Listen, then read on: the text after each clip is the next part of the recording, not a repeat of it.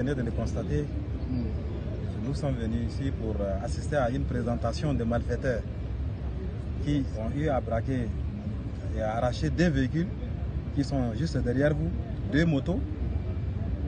D'autres, c'est des auteurs de falsification de billets de banque qui sont aussi entreposés par terre. Parmi eux, il y a ceux qui vendent de la drogue et les comprimés appelés communément tramadol.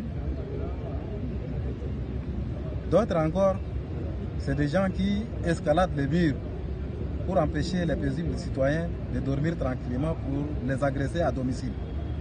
Donc, les forces de la sécurité ont eu à faire leur travail en arrêtant tous ces mondes. Je les encourage donc à continuer leur travail davantage pour que notre population soit et ses biens soient véritablement sécurisés.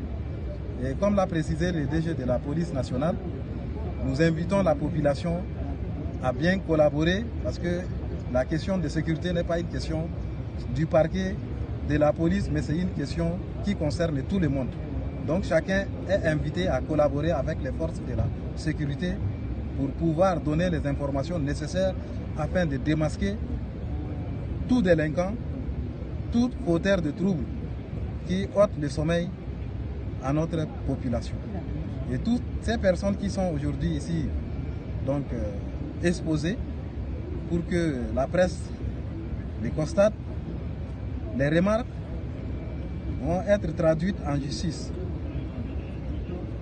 Le premier travail, aujourd'hui nous déclenchons l'action publique, c'est que la police va continuer son travail de les auditionner sur un procès verbal régulier et nous les déférer au niveau du parquet pour que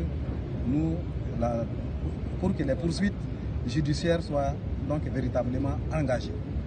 Ils doivent répondre de leurs actes devant la loi et ils subiront la loi dans toute sa rigueur. Oui, monsieur le procureur, généralement ici on présente les malfrats et on les défère en justice et le lendemain, la plupart du temps ils sont libres. Comment peut-on expliquer ça? Ou il y a un problème d'audition ou de procès verbal en amont? Vous, la police ne présente-t-elle pas des preuves nécessaires pour les condamner? C'est un peu difficile pour nous de comprendre parce qu'on les voit ici à la présentation et le lendemain on les voit dans les rues. Effectivement, tout à l'heure on est en train d'échanger avec les DGPN et son staff que parmi eux, il y a des gens qui sont des récidivistes, surtout en matière de braquage de véhicules. Et c'est surprenant pour nous aussi que des personnes qui sont dangereuses pour la société, déférées à la justice, condamnées, et dans un laps de temps, elles se retrouvent encore dehors pour reprendre